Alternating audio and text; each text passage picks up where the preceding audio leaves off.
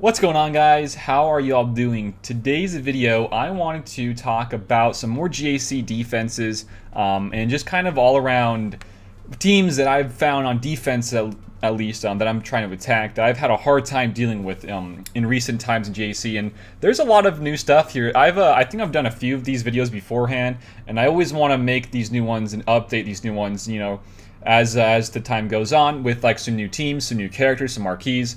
In today's video, we're going to have some Mon Mothra teams and some more GLs and more GL variants that really do stop some more of these counters like Vader or JKL to the Kylo. So there's a lot of good stuff in here, and if you guys have any other ones that you guys think that are really great defensive teams that are a little bit off the chain and they do get some good holds or they lose a lot of banners for the opposition, you guys got to let me know down below in the comments below. But today's video, we're going to talk about this. So let's just go over to my proprietary GAC. It's a little tab I just barely made, but here we go. Let's start us off with some of the GLs. So there's going to be only a few teams here I'm going to go over for today. These are the ones I found that are a little bit tougher for the most part. And if they're not tough and you can't get through them well, what they do is they pull out a lot of great big counters. And this is really what I think is a huge part of GAC, is a pull of big counters. We'll go into Padme. Padme is a pretty big one right now in GAC. So let's start off with the GLs, the Galactic Legends right now. So first things first is Rey. So Rey is a pretty, still a pretty strong team on defensively in GAC. Ones you probably see the most common ones are ones with both of the bros, maybe a Malik tossed in there and another tank. But those ones can be pretty easily countered by that Thrawnlee that I've shown you guys previously. And the Thrawnlee does do a huge job, and a really nice job rather, of getting a 60 banner win versus those teams with the bros. And usually all around the table, I'm not a huge fan of bringing bros in GAC defensively with my Rey. I would rather split them up, and we'll go into that a little bit later. So for this one, what I found to be the best one, or one that does pull a bit better of a counter, is a team with just a lot of different tanks. So this one is a triple tank if you're including Malik. You can definitely just toss out that stick Rey if you wanted to and toss in another tank as well. Probably like an L3. L3 is a great tank in Rey teams. But the reason I have Malik in here is just to stop some of that TM from the Sith. And also you can see the one team below. He's not going to go with Kylo because of a different team that stops the JKL stuff. So yeah, we're going to use Malik in here because of that TM stopping, and also you can get some nice drains in there if you can't kill him right off the bat, right? So that's some good stuff there. But one key thing here, outside of Malik being Malik and him stopping some of the TM, and also the tanks being there to really cause an issue for some of the Vader stuff happening and having to get stuck behind those guys, and you can't really kill right off the bat, is the modding here. And this is some new kind of not really new stuff. I mean, it's not new at all. I feel like this has been around for a very long time. Just people haven't really shown it or have it been a thing yet, not really been out in the wild. But I would say nice little thing here. I actually fought this not too long ago, was a Rey being modded for critical avoidance and also having the Holdo Zeta there. So that's pretty huge. Critical avoidance is pretty huge in these counters, or in these teams rather, not counters, these teams for Rey. Having a critical avoidance, or I don't have one right now at the moment, but 35% CA, we'll just toss one on just for the heck of it for this video. I have a lot of CA arrows, so let's try to find one that I can use here. Let's just toss on the BB-8 one. So BB-8 has a CA arrow. I tossed on there. What do we get now? Well, we now have all of that CA built in at the very bottom. So she now rather has 35%. That's pretty huge. I mean, considering the fact that Vader thrives off of critical chance and having to land those crits, and if he does not land those crits, well, you're going to probably lose. One mistake on a crit and you don't land that, you're going to probably be, stuck behind those taunts. And if you're stuck behind those taunts, well, it's going to be kind of hard to kill anything at all. So having CA on Rey is actually a pretty good thing. However, it's kind of one of those things that is hard to say you should mod for her all the time. Only, I would say, do that if you're going to be using her on defense a lot of the times. If you're not and you want to use her more offensively, which I like to do at times, I would go full health because that's probably the best way to mod her for all-around uses. I think that's a really good way because the more health you have, the more lifeblood and protection you can give out to your teammates and herself as well. That's a really huge thing. I remember using this to counter some more Kylos, and the huge extra health bonus from the arrow is extremely, extremely important. So if you want to use her on offense, I'd say go for a full health set. But if you want to use her on defense, try out that critical avoidance, because that's very, very helpful, and it's very, very annoying for any Vaders to beat, as well as having the Holdo Zeta. I don't have it right now, but I've been kind of considering it as of recently. So with this, it says whenever she does not have a taunt, she gives out 20% critical avoidance to all other resistance allies, not including herself. So it's all the other ones. And in this team, I think it's going to be only Rey and the other stick Rey, so double Reys. If you wanted to toss another tank, maybe a JTR, she's going to have it too, which is even going to be better, because I think she might get a little bit more. Or maybe not. I don't think actually JTR gets any critical avoidance, but I mean, it's still a pretty nice boost in CA right there from this unique on Holdo. So yeah, you're now talking about 20% plus 35% on Rey. That's 55% critical avoidance. It's nearly a coin flip on whether or not your Vader will land a crit, and if it does not land a crit, well, you're going to be toast. So there's a lot of things here to have to worry about with having to mod your Rey, or rather modding your Rey for CA, and also having these triple tanks here, as well as Malak here. This is a very, very annoying team to kill while using your Vader, and it kind of makes it so you have to use a bit of a different team. JKR and the Jedi can do it, but you probably want to use Luke there because of all the CA still happening. You would want to have JKL there for the vulnerables to land those crits guaranteed.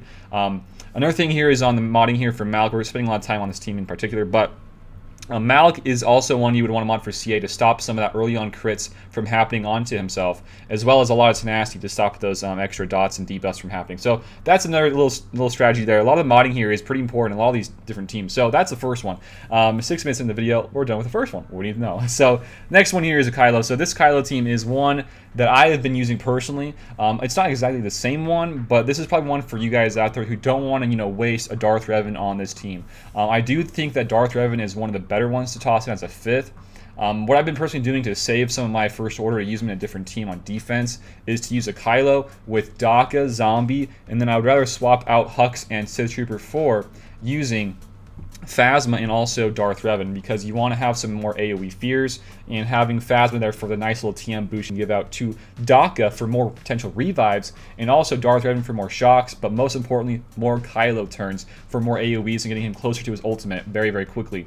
So this team kind of stops JKL in its tracks because of the revives. You don't really have anything to stop revives because of Daka being there. So in this team, what I've had to do previously is to probably bait out some of the turns with the opposition for Hux's, TM swap, or maybe a Kylo smash of the stun, maybe some Sith Trooper AoEs, just to bait out the turns. That way I can go back in with a gas team and then get the guaranteed kills with no revives happening at all. Or if you wanted to, you can probably just use, I think actually the Vader with Trey lead does work pretty well versus as well, but having to both, or worry about now 2 jails on defense, you would really want to use Vader versus one of those two. So it makes it a lot harder for especially the JKL teams to beat this, and it really kind of forces either a mirror match or another GL, in my opinion. So this is a very strong team, in my opinion, and where I use my Night Sisters, they haven't really been used too much on defense or even offensively, because I just don't really like using them anymore. Not very good banners. You can get some wins, but honestly, I'd rather use my other teams I have built up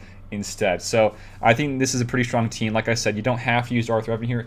Although I do like Darth Revan here because I don't really need him for anything else. If I'm going to be using Darth Revan here and Malak in the other team, well, where am I, BSF? Well, she's probably going to be used on offense to kill a GL with my Vader. So I think it makes the most sense for me personally to use my Darth Revan in that team for Kylo. So the next team here is a little bit of a more of a free-to-play team, I guess. It's a pretty new one. This is This is a Mon Mothra team that is a pretty good one. I don't have it built up, as you can see, but with what I've been seeing on GAC and defense, looking at a lot of different people's history and what holds pretty well and what pulls a lot of good counters, it is a team like this. And this is one I would probably prefer to a lot of different people, and recommend rather to a lot of different people, because of Mon Mothra being there. You would want to have the Zetas, of course, but of course you'd want to have HRS, the Scout, as well as POW for immense amount of TM boosts to the team. So in this one, in really any Mon Mothra team, you would really want to have one very durable tank.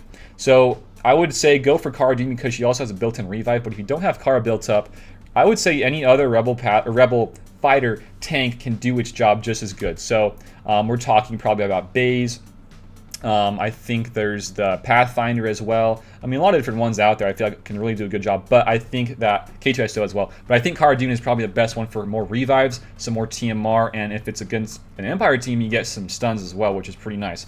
I do like Cassian here, though, because Cassian with his grenade, he can inflict some healing immunities here. And what that means is that if you were to use this, or use a Trey Scion team versus this Mon Mothra team, which is very common actually, and now having to worry about Cassian's AoEs with, or not AoEs, his healing immunities with his grenade, well, now you can't really heal on your Scion, and he's going to get just murdered and kind of killed before he can get his turn and go and do anything to kill the rest of the Rebel fighters. So I think Cassian's a great one if you want to throw off some of the Trey Scions, and other debuffs there as well. It's really, really great. But most importantly is the TM from the Scout and also PAL. Very, very, very important. As well as I remember them being not too hard to gear. So I think this is a pretty great free-to-play team. The one thing I would say that's a little bit harder for free-to-play is having a very, very good and durable Rebel fighter tank. And that's one kind of I want to build up as well in coming on the line here soon, shortly. So that's that team. Mon Mothra is very, very good. It pulls some more Treyas. It pulls just some more counters. I think that's really, really annoying in GACs when you're attacking as well. So next up here is a couple more teams. I want to talk about the Padme here next. So Padme is such a great team still on defense. The reason why she's on this list is she pulls so many different teams and counters, guys. She is still so good. You can see here, this is with Barriss as a 5th, but ideally, if you can, you want to use 3PO here because of the protection up he has on his intermediary unique, a special, not really special, just his unique ability. So if I can find him here, you'd really want to use 3PO here because of that unique with more protection up, right?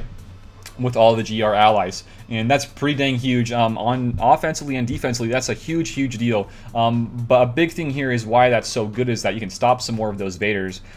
Although you can probably still get away with the newly reworked Vader, you can probably still use that versus this, but it kind of is pulling a Vader. And in my opinion, if you're going to be using a Vader versus this team and not versus a GL or something a bit higher to that extent, that is a win in my books. I would really love to see people pulling Vaders if there's a Padme team on my defense, and I think that's pretty huge as well. I think you can either also pull a JKR, which is huge to stop, maybe another Kylo in the back wall, maybe a Rey, or maybe you can pull a mirror match as well. I mean, there's so many things this can pull. It's so good to have on defense. I think you can definitely pull now if you are at a spot in your GAC in your roster where you can do that and maintain that without having to go too hard on defense, but still maintain a very good offense. So I think Padme is very strong in the game right now. So last one here is one I want to kind of bring back to the point where the other Rays being used on the GL Ray on the other defensive team here. So we're not going to use the bros right now with the other Ray team. So what are we going to use them with now? Well, I would say this is probably the best bet, honestly, because of the OG Finn's old leadership, which is actually still pretty dang good. Ideally, you would want to have the Zeta there for making this team the best it can be, potentially. But what this all kind of means is that this pull is a very good counter as well. I mean, these guys are going to be hitting really dang hard with all that extra offense, defense, and potency. That's kind of scary. And with I think the Zeta, you get even more TM gain. And that TM gain can be kind of overwhelming at times if you're going to be using Major Tom here, Mr. Trooper, or OG Poe. They both have a lot of TM with some of their kits, with the taunt on Poe, and also the unique whenever expose is landed with the Trooper. So lots of TM there, and I'm pretty sure they get even more TM on the leadership as well with the OG Finn. But having both of the bros in here tied in with the other guys makes it so you have even more damage, more turns happening really quickly on in the battle, and a lot of AoEs, a lot more healing. A lot of stuns, a lot of debuffs. It's very scary of a team. This can pull gases. This can pull some CLSs, which is a very common one to use here. JTRs as well, as I've seen.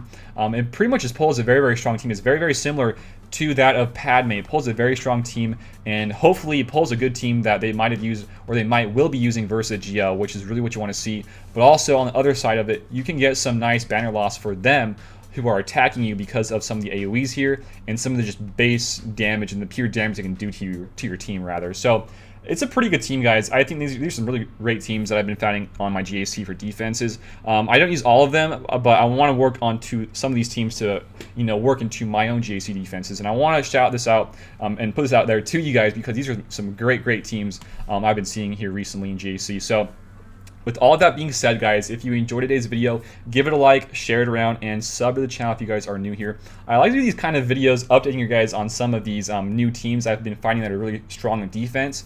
Maybe some new offensive ones as well. I want to go over some of those as well. If, like I said, guys, if you have any of these ones that are really strong defenses, let me know down below in the comments. I would love to see them because I'm a huge fan of GAC and the defense that we will be seeing here with the new marquees and all that stuff. So yeah, with all being said, guys, we got a Discord, we got a Patreon, we got channel memberships all down below in the description. Go check them out, guys, if you would like to. That's it for today. Thank you for watching, and until next time, I will see you all later. Peace out and have a good one.